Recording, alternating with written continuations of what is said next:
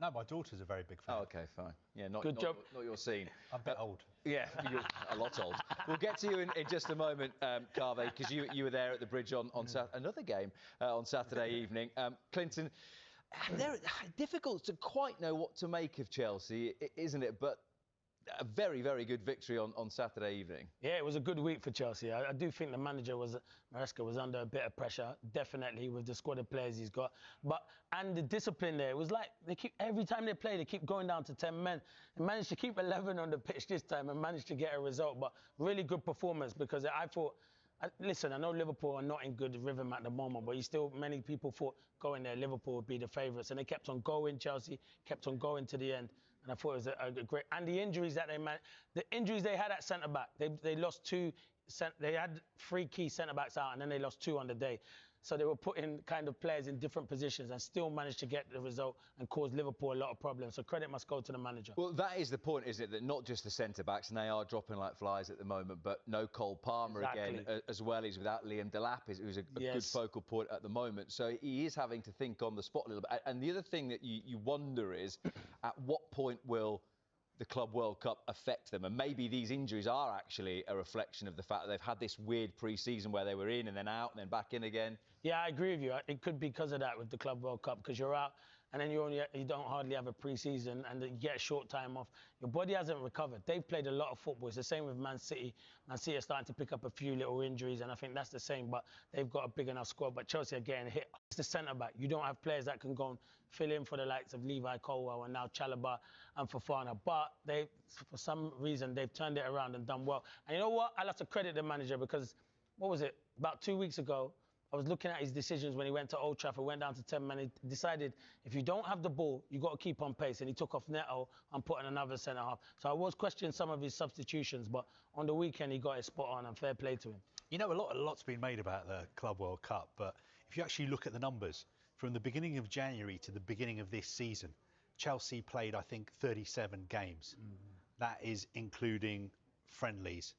Liverpool played 36 games in the same period. Wow. You keep talking about the Club World Cup. Chelsea went to the US. They had a great time in America. Better time than I did. Liverpool went to Hong Kong and Japan. So I get all the criticism of the Club World Cup. But just to be clear, Chelsea treated it as a pre-season.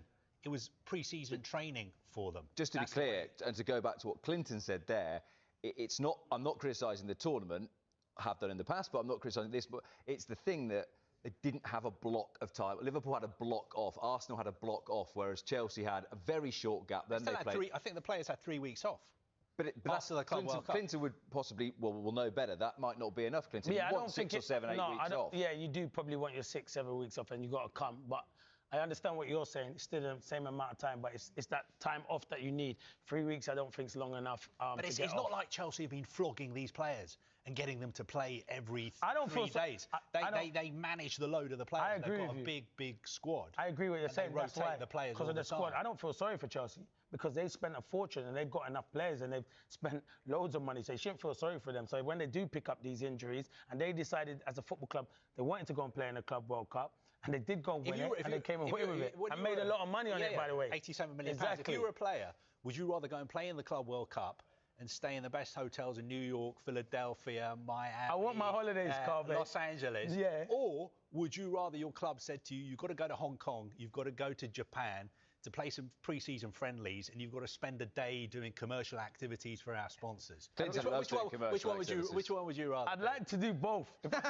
See, you put me on the spot. I'm going to say I'd like to have done both, to be fair. I would have liked to, but I still would want my break. I think these players now are playing far too much football, and that is why there's a lot of injuries at the moment. And I think that's why there's a lot of players picking up injuries. So I do think, but answer to your question, I would have loved to have done both, because America is a nice place to go. Yeah, as Carve's expenses Bell would attest to. Yeah, I think the point is really, Carve, that we might actually not know until maybe January, February, whether not having a bigger block off has actually been an effect for the players.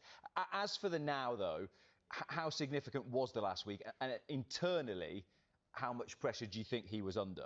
Look, I think it was a massive week for Chelsea. If you go back 9 days, they lost at home to Brighton. They'd already lost to Manchester United as well. They'd been beaten to by Bayern Munich. I think a decision was made collectively at Chelsea because they knew that Jose Mourinho was coming to town in the Champions League, that they had to back Enzo Maresca publicly and also privately. He got that backing. I thought he handled everything to do with the Jose Mourinho return really, really well. Chelsea managed to beat Benfica, got the 3 points in the Champions League. Then he was focused on Liverpool, trying to beat Liverpool at home. And I have to say, the performance on Saturday was one of the best I've seen at Stamford Bridge for a very, very long time. For the first time, I saw a real connection between Maresca and the Chelsea supporters as well. You saw that from the scenes at the end of the game when he was celebrating with his players. He ended up getting a second yellow card and being sent off.